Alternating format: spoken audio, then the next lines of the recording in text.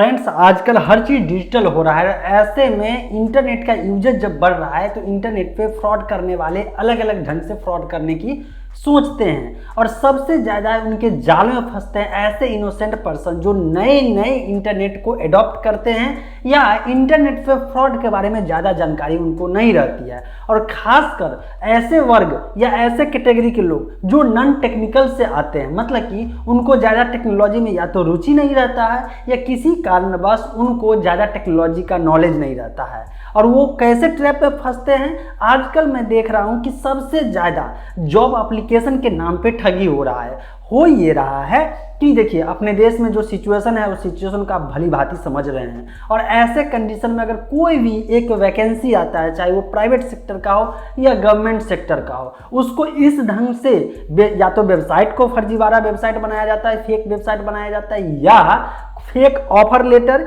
या fake advertisement. Advertisement का मतलब हो गया कि जो वैकेंसी निकला ही नहीं, लेकिन इस तरह से उसको जो है मतलब कि कस्टमाइज करके एडिटिंग करके और इसके बाद लोगों के साथ शेयर करवाया जाता है और लोग उसके ट्रैप में फंस रहे हैं। तो मैं चाहता हूं कि आपको पूरी जानकारी मिले कि किस तरह से नौकरी के नाम पे, जॉब के नाम पे, सरकारी वैकेंसी के नाम पे लोगों से ठगा जा रहा है और लोग उसको डिफ्रेंशिएट भी नहीं कर पा रहे हैं कि ये ओरिजिनल है या फर्जी है और इस चक्कर में फंस जाते हैं और फिर सोचते हैं यार मेरे से तो 1500 रुपया ही लिया, इसके लिए इतने कैसे परेशान हो, कहाँ कंप्लेन करे। और जबकि ये मास लेवल पे होता है। मास लेवल का मतलब हो गया कि बहुत बड़े स्केल पे होता है, टेक्नोलॉजी का इस्तेमाल करते हुए जो है ठगा जाता है।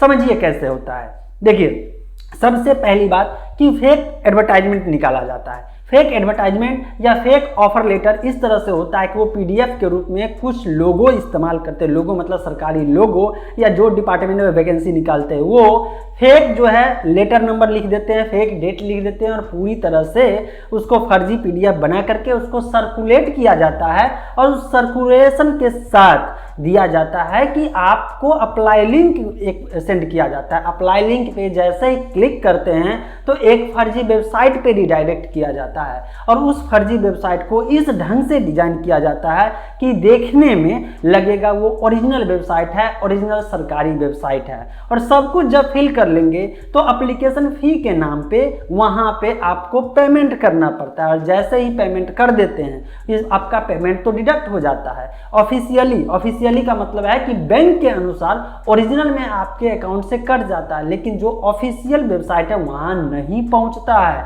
और जिस कारण से बाद में आपको लगता है यार 500 रुपया ही तो लिया है, 100 रुपया ही तो लिया है, 1000 रुपया ही तो लिया है, कहाँ जाए इसके लिए कंप्लेन करने के लिए। लेकिन ऐसे में आपके जैसे बहुत लोग ठगी का शिकार होते हैं। सवाल ये आता है कि डिफ्रेंशिएट कैसे करें, कैसे समझे कि फर्जी वेबसाइट है या ओरिजिनल वेबसाइट है। तो सबसे पहला तरीका जो आंख मूंद करके आपको पहली बार में ध्यान देना है और वो ये है कि जो भी सरकारी वेबसाइट भारत सरकार या राज्य सरकार के अंदर आता है तो भारत सरकार के अंदर आएगा तो लास्ट में .gov और .in जरूर देखिएगा। देखिए, अब बहुत लोग धीरे धीरे समझदार हो रहे हैं तो ऐसे समझदार लोग को भी ट्रैप में लेने के लिए लोग क्या करते हैं कि कुछ भी मिलता जुलता जो है एक लेटर इधर या एक लेटर उधर करके GOV से मिलता जुलता उससे पहले कुछ लिखवा लेते हैं और इसके बाद .in से मिलता जुलता भी करके डोमेन नेम रजिस्ट्रेशन करा लेते हैं। आपको मैं जानकारी दे दूं, डोमेन नेम रजिस्ट्रेशन के लिए कोई ज़्यादा जो है लीगल तरीका अभी नहीं है या हार्ड एंड फास्ट रूल्स नहीं है। बस अभी आपको करना है, आप भी कर सकते हैं, कोई बड़ी बात नहीं है। जैसे कि आपको डोमेन नेम रजिस्ट्रेशन करना है, .in कराना है,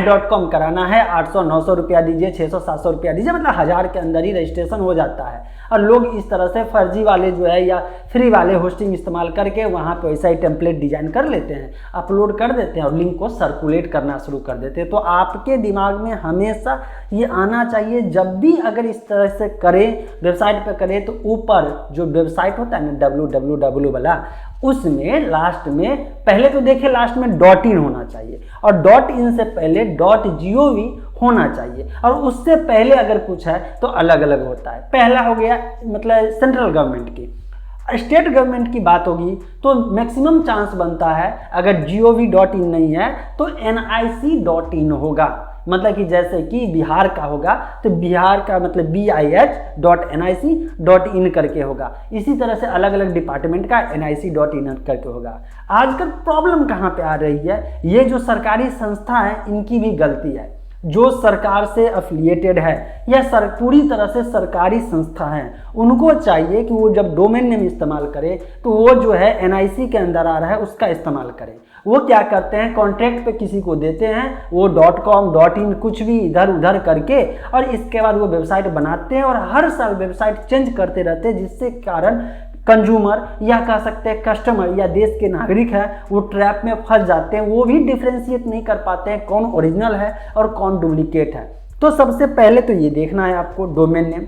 दूसरा आता है, जब भी अगर एडवर्टाइजमेंट की बात करें और देखें तो आप कोशिश करें कि जिस डेट का एडवर्टाइजमेंट है उस डेट का कोई ऑफिशियल न्यूज़पेपर जो होता है, जो प्रिंट मीडिया होता है, जैसे हिंदुस्तान, दैनिक जागरण, दैनिक भास्कर, प्रभात खबर, ये सब होता है, उसमें चेक करें कि क्या सच में ऐसा कोई वैकेंसी निकला है या नहीं निकला है। अगर नौकरी की बात होगी और वैकेंसी की बात होगी तो मैक्सिमम चांस बनता है कि आप जो है सरकार का अपना जो रोजगार समाचार साप्ताहिक आता है या इंग्लिश में उसको एम्प्लॉयमेंट न्यूज करके आता है, उसमें चेक कर ले। जहां आपका पैसा बर्बाद होगा, समय बर्बाद होगा या आप ट्रैप में फंसेंगे, उससे बेहतर है ना कि आप एम्प्लॉयमेंट न्यूज चेक कर लीजिए, इसके बाद ऑफिशियल वेबसाइट चेक करने की कोशिश करिए। और दूसरी बात, जहां पे अगर .gov नहीं होगा, .nic.in नहीं होगा, अगर ये सब नहीं होता है तो कोशिश करें कि आप यहीं भी, जैसे कि जो यूनिवर्सिटी का होता है फी भरना होता है, ये सब करने के लिए तो आप अपने से पैसा ना दें। आप क्या करें, आप कैफे वाले जो होते हैं उनसे राय ले या उनसे फॉर्म भरवाए। हो सकता है वो आपसे 50-100 रुपया ज़्यादा ले लेंगे, अगर ज़्यादा की बात है, ज़्यादा पैसे की बात है, लेकिन यहाँ पे पॉसिबिलिटी बनता है कि वो सोच समझ कर देखेंगे, फॉर्म फिलअप करेंगे, आप क्या करेंगे, पैसा देंगे और अगर वो गलत भरेंगे तो आप पैसा उनसे रिकवर भी कर सकते हैं, क्योंकि वो जो होंगे भरने वाले वो आपके जान पहचान के ही न लोग होंगे। गलती उनकी होगी तो जुर्माना वो भरेंगे, आप क्यों भरेंगे। देखिए, मैं जानता हूं कि हो सकता है आप में से कुछ लोग इसको शेयर नहीं करेंगे कि आप तो जानकारी ले लिए हैं और क्या मतलब बनता है, लेकिन हो सकता है कि आपके सर्किल में आपके रिलेटिव ही इस ट्रैप में फंस जाए, तो बेहतर है ना कि इस इंफॉर्मेशन को उनके साथ शेयर करिए। या शेयर नहीं कर सकते हैं तो मैनुअली जो होता है, जैसे फेस टू फेस मिलते हैं तो उनको इस चीज़ की जानकारी दीजिए। जितना ज़्यादा अवेयरनेस फैलेगा, लोगों में जानकारी बढ़ेगी, साइबर क्राइम की संख्या कम होगी और फिर धीरे धीरे लोग इंटरनेट पे ट्रस्ट भी करेंगे और इंटरनेट में जब ज़्यादा काम करेंगे तो प्रोडक्टिविटी भी बढ़ेगा। तो आई होप आपको ये कंटेंट बढ़िया लगा होगा। अगर आपका खुद का कोई ओपिनियन होगा इस रिगार्डिंग कि लोगों को कैसे सेफ रखें तो नीचे कमेंट में जरूर करें।